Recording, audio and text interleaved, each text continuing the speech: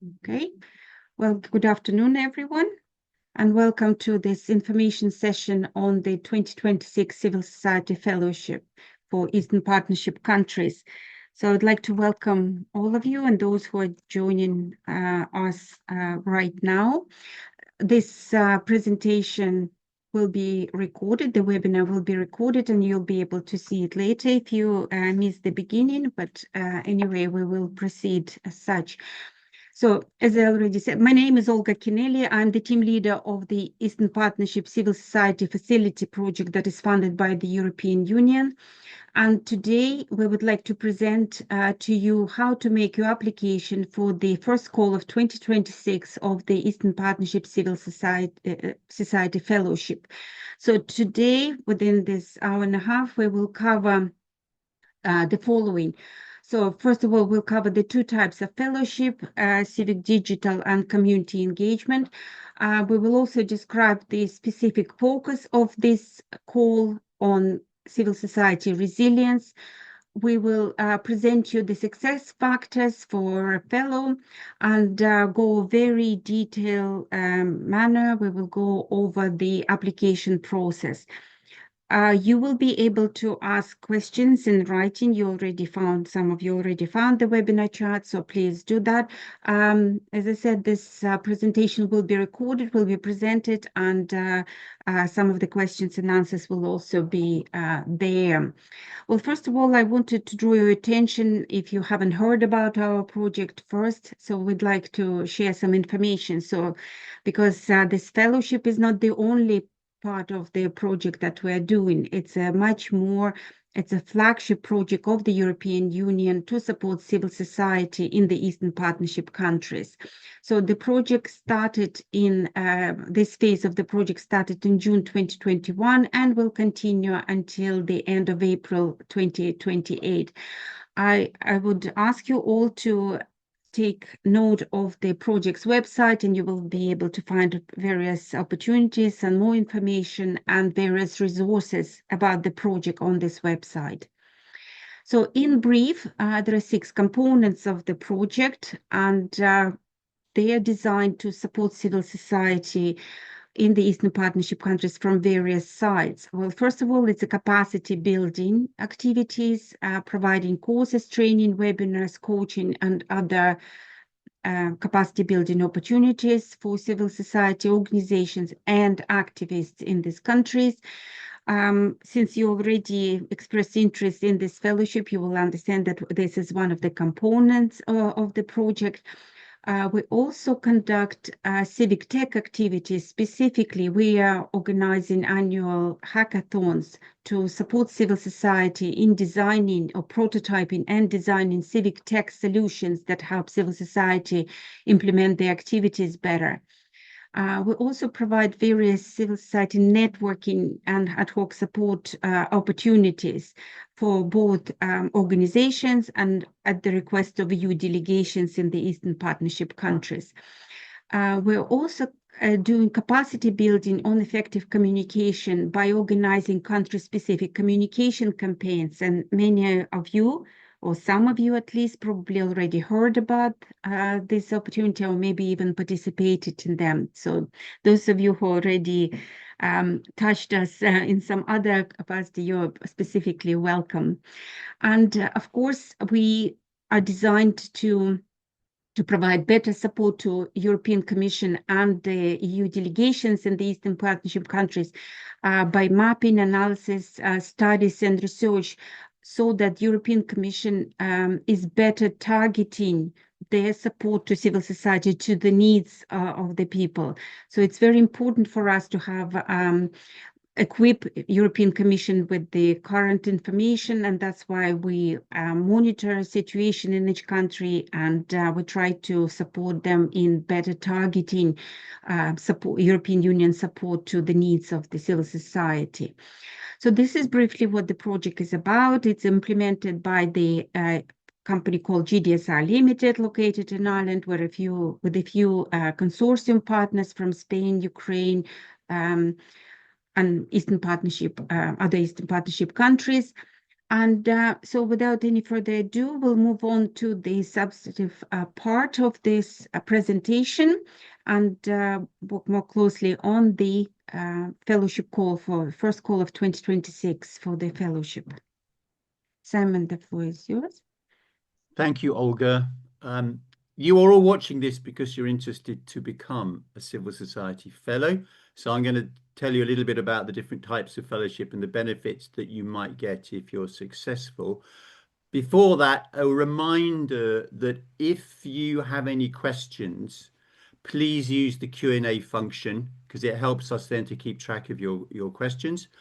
I would also suggest that you wait until towards the end of our presentation before putting questions there, because we hope that we're going to answer most of your questions during the presentation.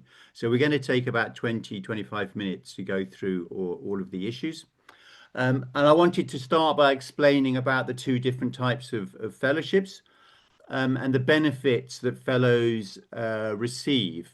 So a civil society fellowship allows you to get about 5,000 euros in funding to support a fellowship project. And all fellows benefit from receiving some training and coaching. Fellows also are able to take advantage of other opportunities, which can involve travel to Europe to join conferences. There might be online learning opportunities, networking events.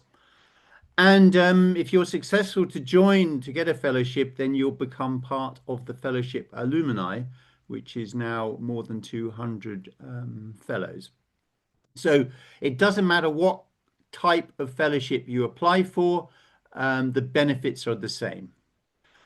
And the two types of fellowships are community engagement and civic digital fellowships. Let me say a few words about community engagement fellowships. If you feel that you are an activist who really wants to make a positive social change in your community, you might be thinking of making that change through a number of different ways and means. For example, you might have an idea, you might be working on a policy idea, either at local level or at national level. Perhaps you are serving or supporting a particular vulnerable group and want to advocate on behalf of that group. Maybe you'll want to look at local service delivery, and therefore you might be doing some research. You might need to collect local evidence. So you could use your fellowship to do research. You can use the fellowship to monitor local government and monitor local government budgets. This is something that fellows have done in the past. Or you could use your fellowship to contribute to capacity development. So that might be using your fellowship to build capacity of a civil society organization or a network of organizations. Or perhaps you might want to develop capacity of particular groups. So we often have fellows who do capacity development around the empowerment of women and empowerment of youth. So capacity development is quite a common topic of the fellowships. You could also use your fellowship to improve the accountability of civil society by helping civil society organizations to be better governed and to help organizations to link more effectively to their constituencies. Or we have had some fellows who use their fellowship to strengthen cooperation between civil society organizations. That's whether they are in one particular country or maybe civil society organizations in a particular sector across the region. So these are all kind of examples and ways in which you could engage with your community through a fellowship. And if this sounds like something that you want to do, then you might be wanting to submit your application through the Community Engagement Fellowship application form. But you might think that you can contribute in this way to community change, but you want to contribute through some kind of digital solution. And if you're thinking in that way, you might be better off going for our civic digital fellowships. And Ira, you maybe can help us a little bit more. Tell us a bit more about what's a civic digital Thank, fellowship. thank you, Simon. Just to introduce quickly, my name is Elena Belska, and within this project, I'm working on supporting the civil society with developing and promoting civic tech in the Eastern Partnership countries. So, as Simon mentioned, the Civic Digital Fellowships has slightly kind of fewer areas where you can work, and maybe if you don't mind, I will start with a different one. So, if you are one of the activists who work on the such issues as open data quality, e-services for citizens, so on, everything that is related with the government promotion, and you work in terms of the advocacy and doing like advocacy campaign on a close collaboration with the local or national authorities. On this, this might be also an area for civic digital fellowship where you can where we support activists working on such issues and as well as their smaller actions.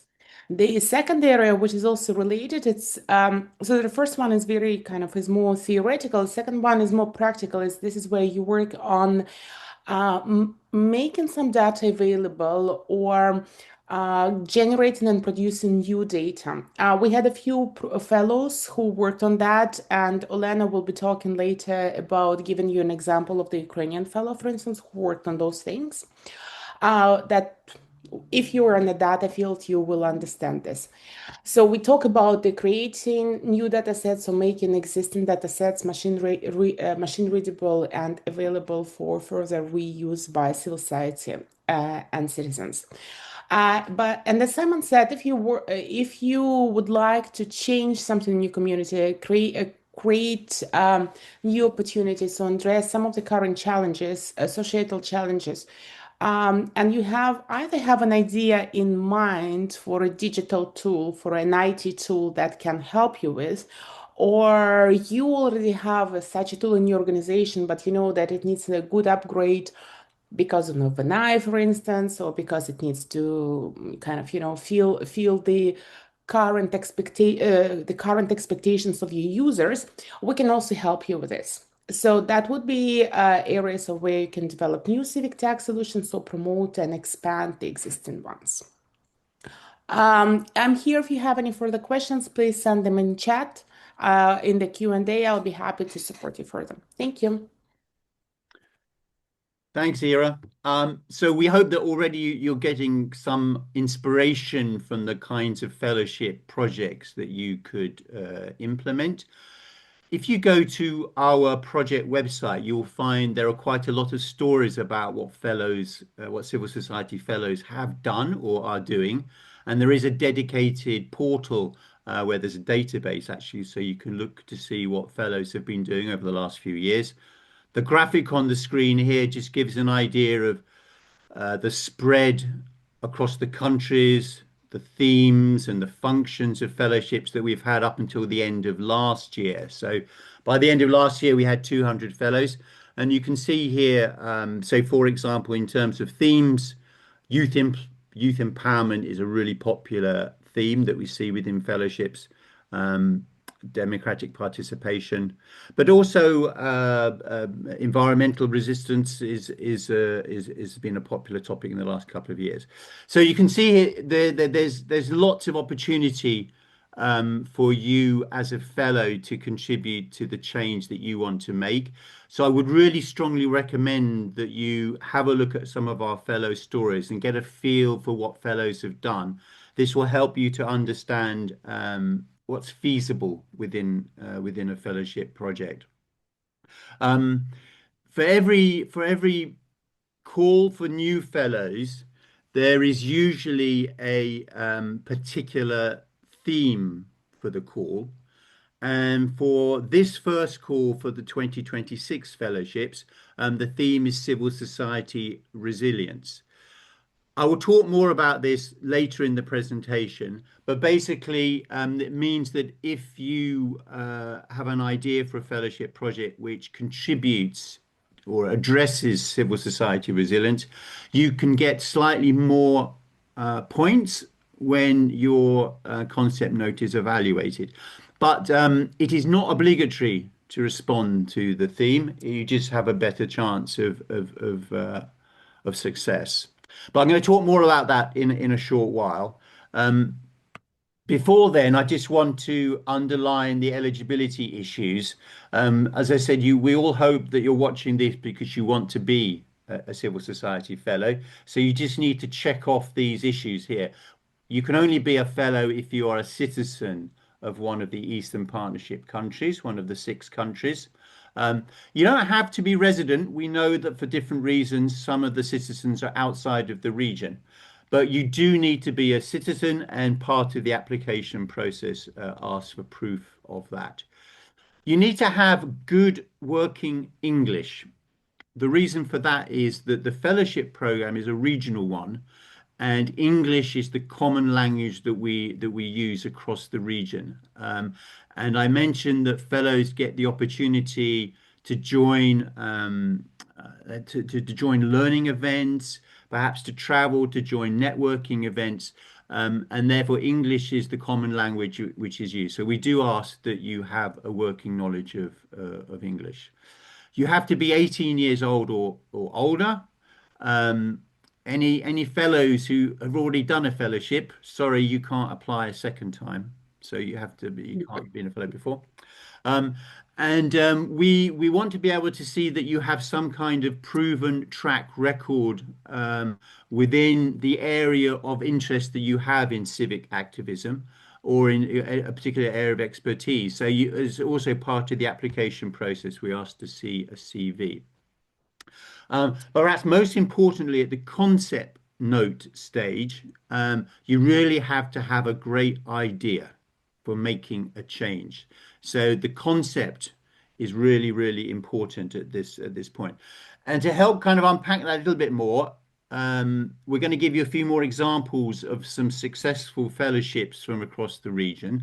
And I think we will start with the example from Ukraine that Ira already mentioned. But Elena, you are going to give us these couple of examples. Yeah, thank you, Simon. Yeah, I would like to share experience of our fellows. The first one is Oleksiy Moroshak. He's Civic Digital Fellow from Ukraine, and he is an eco-activist, was planning to contribute to conservation of the biodiversity of Ukrainian ecology. And why he was successful, because he had very ambitious idea at the beginning, because he was going to collect and publish like 12 data sets and like 20,000 of records.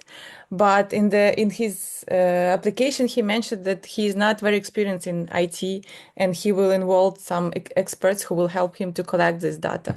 And as it's a huge amount of data, he mentioned that he will be looking for some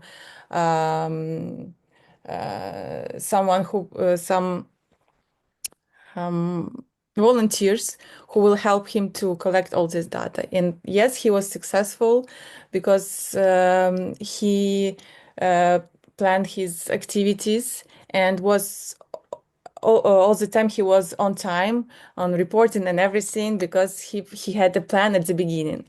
And of course, in his CV was mentioned that he is experienced in ecology, and his idea was also related to ecology. And the next one is Kristina Bedinci. She's from Moldova, and also her CV showed that she was working with NGOs in Moldova, and her idea was to enhance the capacity of local CSOs. But the idea of the project wasn't to help all the NGOs in Moldova. She planned to have an open call and choose 5 NGOs that she will be mentoring. And yes, she was successful at the end because she had the plan at the beginning, and her outputs were feasible, because fellows have limited time and limited budget. And in in the concept note and in the full application, you should understand that your idea should be implemented within this time of this period. Thank you, Simon. Thank you very much, Elena. And a few more examples coming from Nancy. Hello, everyone. Thank you, Simon, for giving the floor. I'm a bit biased when it comes to present the fellows because now I'm a regional coordinator for Armenia, Azerbaijan, and Georgia. However, I was also a fellow, so I couldn't miss the opportunity as also Olena.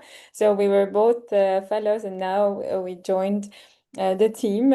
It's been a while and it's my pleasure. So I've decided to share quickly about my project, how it actually impacted the way that I'm here as well. Not only that I'm coming from Armenia, but I'm also very much fond of doing some guidebooks, doing some researches, and also to do capacity building. And this is why my mentorship guidebook was born during my fellowship project. And I would say that was quite a success for me. And here I am being a regional coordinator, but not making you bored with my project. You can also find all of these success stories on our website. I would also like to talk about Ketevan. She's from Georgia, and she also did another similar, I would say, research, but tackling art and culture for people with disabilities to make it more inclusive. And she came up with the policy paper, let's call it like that. You can also find it on our website. She was trying to talk about the challenges of the sector, and she also touched upon several solutions and tried to create and inspire people with disability and to improve accessibility in her community. So I think these kind of projects are very much targeting vulnerable groups. So please be aware of this, that you should be somehow attached to your target group and the community that you're working with. Just an advice from my side. Best of luck to everyone. Thank you very much, Nancy. So I think now you should all be getting an idea that actually there's a lot of different things that you could do with the fellowship. There's a lot of diversity amongst our fellows, and we have fellows from across all of the 6 countries, and they've been doing lots of different things, achieving lots of things in different sectors. So let's move on to that process of making your application. It's a six-step process. But you'll only reach the last 2 steps if your concept note is successful. Okay, so the application process has 2 big parts to it. One is submitting a concept note. If you are successful with your concept note, you'll be invited to make a full application. Before you even begin to think about filling in the concept note form, please read the guidelines. Okay, the guidelines are available online. They are only 16 pages, and you can learn a lot from reading the guidelines. Indeed, I think a lot of the questions that people ask can be answered through the guidelines. So we strongly recommend that you read the guidelines. Then you will need to go online to prepare your concept note. You'll be able to look at the questions in the concept note online before making a submission. But once you fill in the concept note form and you click on the submit button, you will not be able to revisit your concept note. So don't submit until you're absolutely sure that you've filled in all the parts of the concept note form and you're happy with it. Once you've filled in your concept note form, the next step is that it will be reviewed. And if you are successful to go to the next stage, we'll inform you, and then you'll be in what we refer to as the incubation period. So you can then develop your fellowship project further, and you'll be given access to a link to make a full application. And in the full application, there's a lot more information that we collect from you. So these are the steps to become a fellow. The concept note itself is something really simple. It has 3 sections to it. We we firstly ask you about yourself, and then secondly about your experience and your motivation, because the fellowship is very much about you as an individual. So we're really interested to see your experience, your motivations, and to understand a bit about your personal capacity, what experience you have, what expertise you have. And then the third part of the concept note is actually asking you to tell us what will be the purpose of your fellowship project. But at the concept note stage, we don't ask you to complete budgets or to describe lots of activities. This comes later. The concept note is really simple. As I've mentioned, you can go to the concept note link online, open up the link, and you can see the questions, and you can collect the information that you need to complete your concept note. But once, as I say, once you've pressed the submit button, you will not be able to resubmit. You can only make one concept note submission for each call. So when you're preparing your concept note, really make sure that you meet all the eligibility criteria. Make sure that your idea is relevant. You need to refer to the evaluation grid, which I'm going to go through in a little while. And maybe you want to consider what other fellows have done and to see what lessons have been learnt from other fellows, and you can incorporate that into your concept note. It seems to be rather obvious to ask this question, that you need to make sure that your fellowship project is actually something that is needed and will make a difference to your community. But we have had concepts which seem to be implausible, unfeasible, unachievable, and so they're not successful. It's also important that you think about who is going to be the beneficiaries of your fellowship project. Sometimes we get concept notes where people say the beneficiaries are all the citizens in my country. It's unlikely that a fellowship is going to benefit all the citizens in your country. So we want you to think a bit more carefully about who is going to benefit. If the beneficiary is a very small group of people, sometimes it might be just 10 individuals, then that's maybe too small a number of beneficiaries, and you would need to justify why are those 10 people important? What are they going to do with the support that you give them?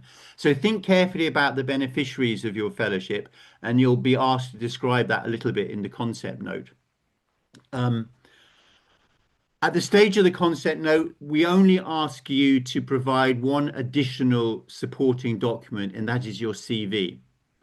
We do not ask you to provide documents to prove your level of English or your age or your citizenship. Those are documents which we ask for at the next stage, at the full application stage. But at the concept note stage, all we ask you to do is to upload your CV. The reason for that is that we want to see that you have the experience, the interest. You can demonstrate that you have some particular interest in the fellowship that you're applying for. So the CV is an important part of the evaluation process at the concept note stage. Sometimes people don't bother to tailor their CV, and they send us a CV in the same way as if they're applying for a job. That's not always very helpful. I remember a couple of years ago, we had a concept note submitted, and the CV of the individual person was somebody who'd worked as a chef in a restaurant, had quite good experience in restaurants and hotels, but zero on his CV about civic activism. Absolutely nothing. Nothing about the voluntary sector, nothing about his interests. That doesn't help us to evaluate that person very well. We don't employ chefs here. So in your CV, think about it. There needs to be something on your CV which is going to demonstrate to us your civic activism, your experience. It's a really important part of the concept note application. We need to make sure you need to fill in every part of the concept note, and it does all have to be completed in English. I mentioned that the evaluation grid is a really helpful thing to look at when you're completing your concept note. This evaluation grid is explained in the guidelines, and And I would strongly recommend that you think about this scoring while you're filling in the concept note. So you can see here the number of points you're going to get. So your experience and your motivation has a total of 6 points as a maximum, and the purpose and beneficiaries of your proposed fellowship, there's a total of 9 points there. If your fellowship idea fits to the theme of civil society resilience, you have the opportunity to get additional evaluation points. So if that really fits, you'll get some additional points. As I mentioned, this grid is really important because you want to try to maximize your score on every part of the concept note. So if there's a room for you to fill in part of the concept note and it says there's a limit of 500 characters, you want to probably use 499 characters. Okay, you need to give us as much information as the form will allow you. If you give really short responses, the evaluators might struggle to see what is your intention or how to evaluate you. So make sure you use the concept note to its full.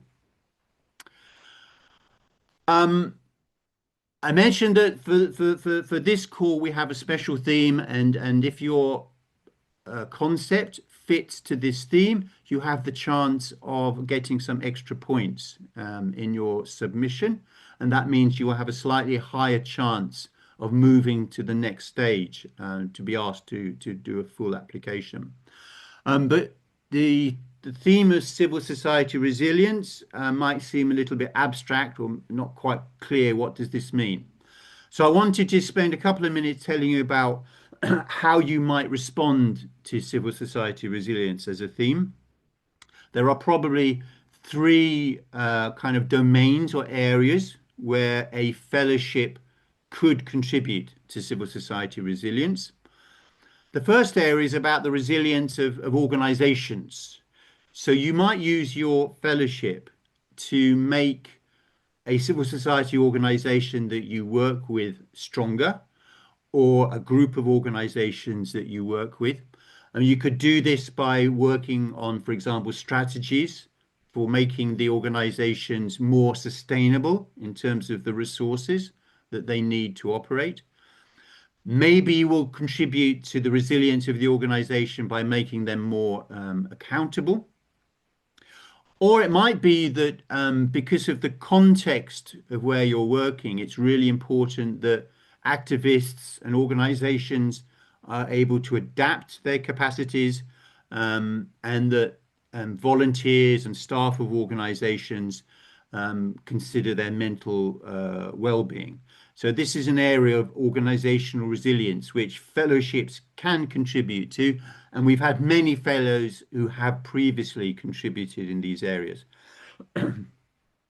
You might also want to use your fellowship to contribute to resilience in terms of strengthening networks, building solidarity for civic space.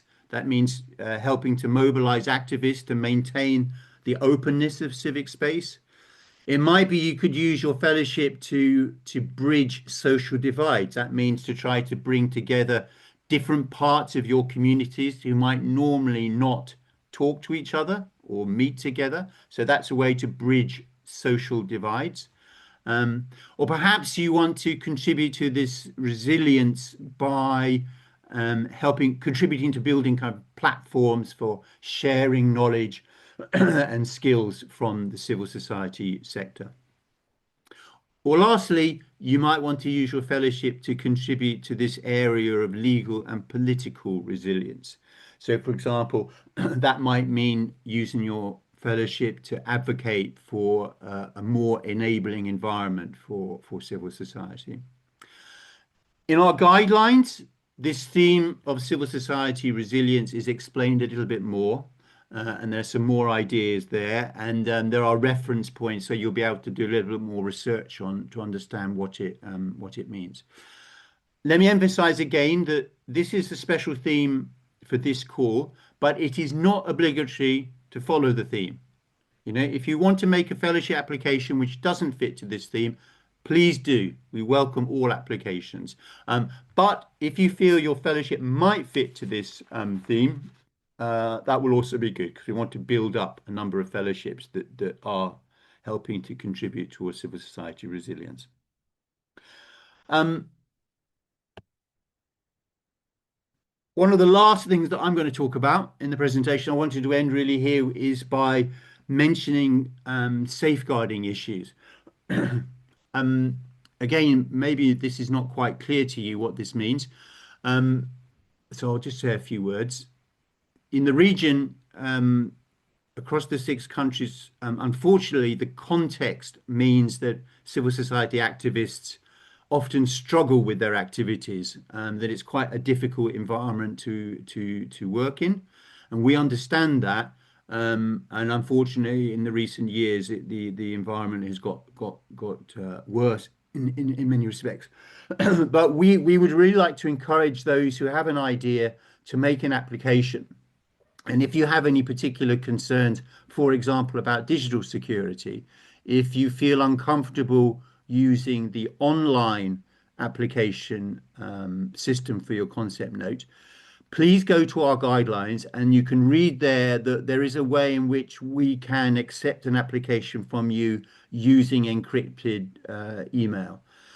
So, I mean, if you happen to fall in that category and are concerned about making an online application, look at the guidelines and it'll give you advice about how you can apply through a different way.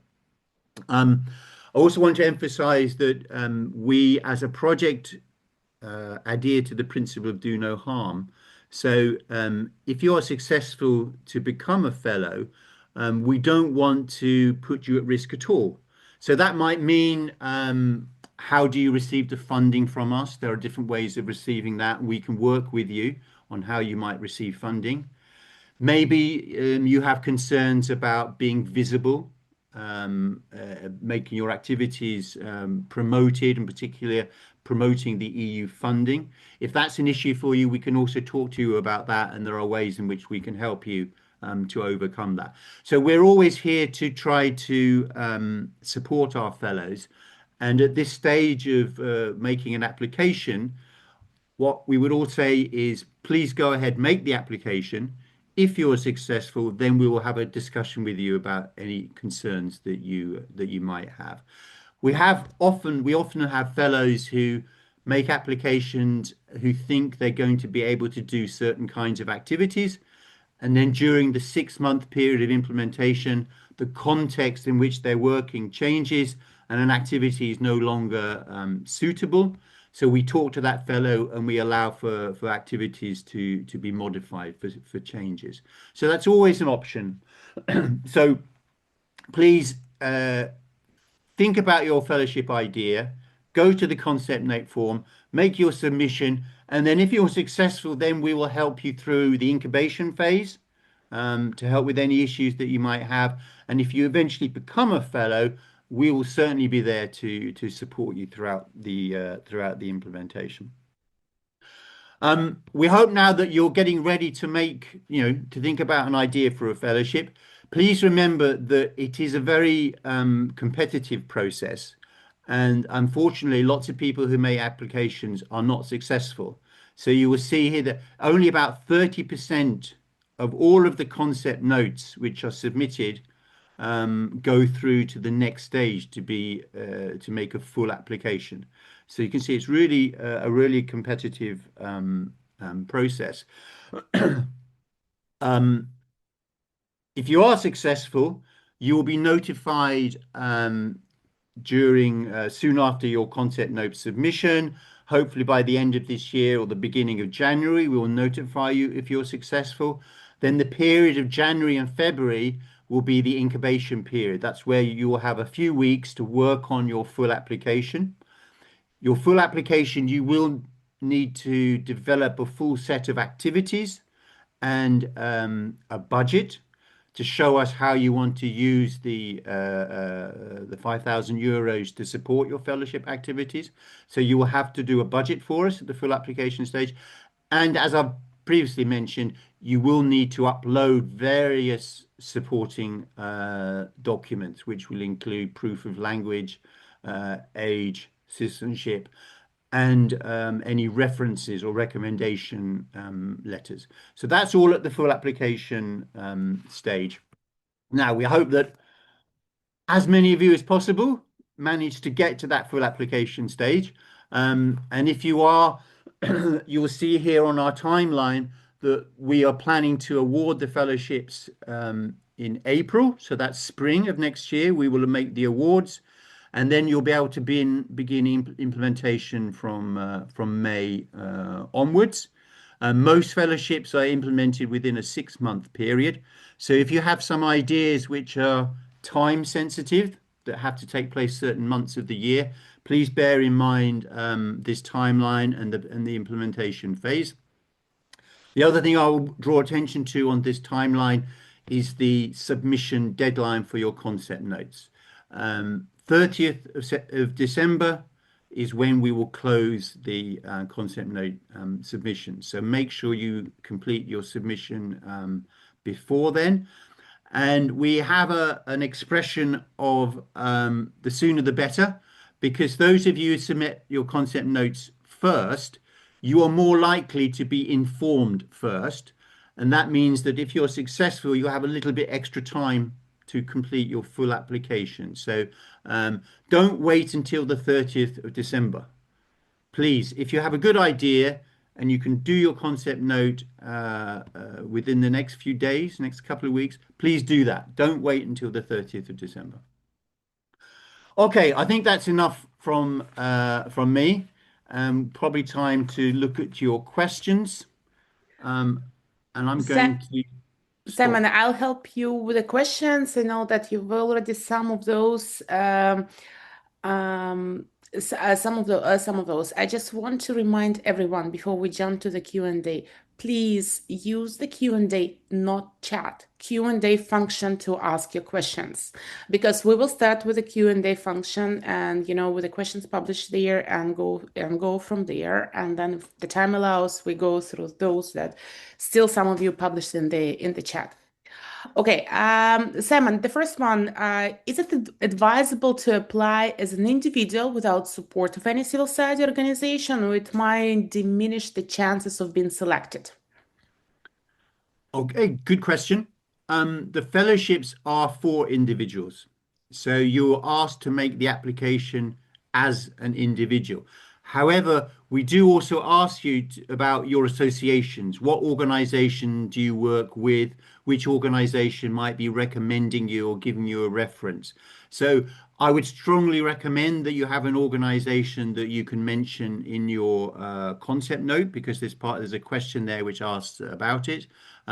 You don't have to be a staff member of an organization. You don't even have to be a volunteer, but we want to see some history that you might be associated with an organization. For those applying for Civic Digital, you might not be associated with a CSO. It might be a different kind of organization. So we do want to see recommendations and references. So it's good if you have that. I would also add here that when we say organization, it doesn't mean that we work that it must be a registered organization. Sometimes it can be just established initiative, like unregistered movement, or it can be like unregistered community movement. It doesn't matter, as long as you can show that it exists and works. That is good enough for us. Thank you. We have a number of questions from Vadim. So in the context of community engagement fellowship, is the primary expectation that the fellow learn from the European community participation tools and adapts them to their local context, or is it equally acceptable to use the fellowship to explore the potential transfer, expansion of civic tools developed in our country to other contexts? Wow, it's a very detailed question. Thanks. It is. Thanks, Vadim. It definitely is not the primary purpose. However, what you mentioned, Vadim, in your message, that's great. If you have a fellowship idea which involves sharing the learning, bringing the learning from the EU to your country, that would be great. But it absolutely is not the primary purpose. If you also have a purpose that you want to share between civil society activists across different countries within the region, we often have had fellows who do that. That's also great, but it's not a primary purpose. Okay. Also from there, can fellowship activities include field visits in more than one EU or EaP country if they are directly linked to research and stakeholder engagement?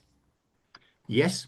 Yeah. Mobility is often a part of fellowships, whether that's traveling to a neighboring country within the region or even just traveling to another city in the country, or sometimes traveling to the EU. However, please be aware that €5,000 doesn't buy you much travel time. Unfortunately, travel tickets and accommodation in EU can be quite expensive. So the fellowships, the primary purpose is not mobility. It's not for paying for people to move around, but you could have it as part of your fellowship project. But really think about the budgeting side of things before you jump into that. But it's a great thing to do. I mean, of course, we would hope that many people now can work online to build up connections with EU civil society. But if you want to, if there's a good reason to travel, you can accommodate that within your budget. Okay. And the last question also from the, is it allowed to allocate a small operational budget for community-based testing of a civic participation mechanism if funds are not transferred to third parties but used to cover project-related services? Yes, simple answer, yes, that would be okay. But again, remember your limits. Each fellowship is usually only around €5,000, so you have to think about that. But we have a lot of fellows who do little use some resources to seed projects, people that they work with, and sometimes that's just 50 or €100 worth of resources to help an individual that might have been on a training program or something like that. So yes, that is possible. Thank you. Question from Alexandra, and this is related. So, would a community engagement project supporting the resilience and integration of Belarusian women displaced in Poland be eligible under the fellowship? This is difficult. It's difficult for us to answer clearly on these when we don't know the full context and what's being suggested. But we do have fellows who are from the Belarusian diaspora who are working outside the country, and some of them are working to support Belarusian communities, and particularly vulnerable Belarusians who are outside the country. So it's certainly a possibility. But we would need to see your concept in full to be able to make a judgment about that. I think that what we would not be able to do is you wouldn't be able to use the fellowship resources to pay for costs for integration into life in Poland. Such as the language courses for them, for instance, or stuff like this. Yes. So we talk about the civic engagement. If we talk about the civic engagement and civic integration, then yes. Thank you. Given jobs. Okay, there was a comment. So, like integration is given jobs. We will need to see the content, but again, please be aware that first of all, it's the target of the fellowship is to support the civic engagement. We're civil society. That's why we're civil society fellowships, first of all. If people from Abkhazia, okay, are people from Abkhazia with Abkhaz citizenship eligible to apply? Olga, maybe you will take this. You have to have a citizen of one of the 6 Eastern Partnership countries. That's the criteria. You can be placed anywhere, but you have to have citizenship of one of the 6 recognized Eastern Partnership countries. Thank you. Question from Veronica. Just wanted to check if I'm eligible. So I'm a citizen of Belarus, but permanently resident of Lithuania, already contributing to developing civil society, leading local national minority community, and an NGO registered in Lithuania. Am I eligible to apply as an individual? Also, I have concerns about using AI thoughtfully for bettering my application if it is allowed. Ira, I think that second part I'll let you to respond to. Of course. The first part, yes, you are definitely eligible if you have if you're a citizen of Belarus, you are eligible. But your concept, your fellowship concept, you need to be able to show that the beneficiaries will be other activists from Belarus, from or in Belarus. So you can't. Your beneficiaries should not be Lithuanians. That's the key. Our funding is to support activists within from the 6 countries and not within the EU. So I hope that answers that part. In terms of using AI, In terms of using AI, yes, of course, we can't, we use AI almost on a daily basis from search to whatever. However, I strongly discourage you from writing your concept note, especially such part as motivation with your AI, because once we read 200 concept notes, per half a year, so it kind of bringing us to average of 500. We can see the I written concept note. Usually they lack personality, they lack this personal angle, they lack real motivation, they are general and standardized, and they will never be scored as highest. Thank you. Okay, how we're allowed to prove your English level? Okay, one of our favorite questions: how to prove the level of your English language? Official tests, different ways. again, I'm going to refer you to the guidelines, because in the guidelines we explain about how you prove your level of English. We don't have this as a trick question. We're not forcing you to have a particular certificate from one particular organization. We just need something which proves to us, demonstrates to us that you will have good enough English to be successful as a fellow. Sometimes it can be as much as showing that you studied, your medium of study was English at university, for example. So there are lots of ways in which you can prove your English. Go to the guidelines, read the section about that, and it'll give you some ideas. You will not have to provide the proof until or if you're successful, asked to do a full application.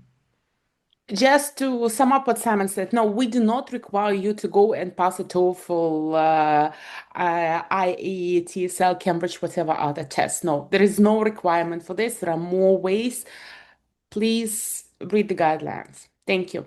I think we we answered all the questions. Vadim, I have your question. Okay. I haven't heard about your extensive experience in capacity building. I'd like to take this opportunity to ask you something. Based on your experience, which trajectory do you see as more sustainable for civil society? Strengthening existing CSOs through external support and training, or building anonymous community-embedded mechanisms for decision-making and resource allocation that can function without ongoing donor input? And what risk do you see in each approach? Okay, I think that's a question of a very, very long discussion with you. Yeah. Yeah, However, that we all of us here, five of us, we have lots of experience, and we could all spend several days responding to your question, Vadim. So I'm not sure it's right to do that here. What I would say is I would encourage you to make your application to become a fellow, and once you're a fellow, we'll look forward to having that discussion, those debates with you.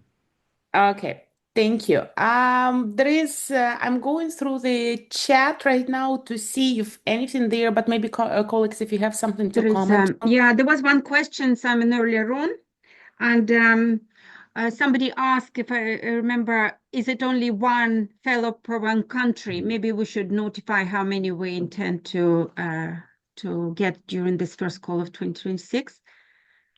Yes, we usually have 2 calls each year, and for each call, on average, we award about 20 fellowships. But the actual number depends on the quality of the applications. If we don't get good enough applications, we award less than 20. But we score the concept notes equally across every single applicant, regardless of their country of origin. But it appears that we always get applications from all of the 6 countries, and we always have fellows from all of the 6 countries. There is definitely no limit to the number of fellows that can be from one particular country. So it's a meritocratic system, and not just based on which country you come from. Yeah. Another question, if there are any questions, maybe Simon, you can answer. If there are any questions after this session, and when people study the guidelines more, how can they ask, and then where they will be published, the answers? Yeah, great. Every call we do collect questions and we publish a frequently asked question and responses on the website. So within around the second week of December, you will see an FAQ published, which is us responding to the frequently asked questions. How do you ask those questions? You ask them by email. And again, go to the guidelines. You will see the email address to which you can reply. We will also be, apart from sharing the recording of this presentation, we can also share the slides, and that also has contact details in it. But you can find it all in the guidelines. Thank you. So I think that's it.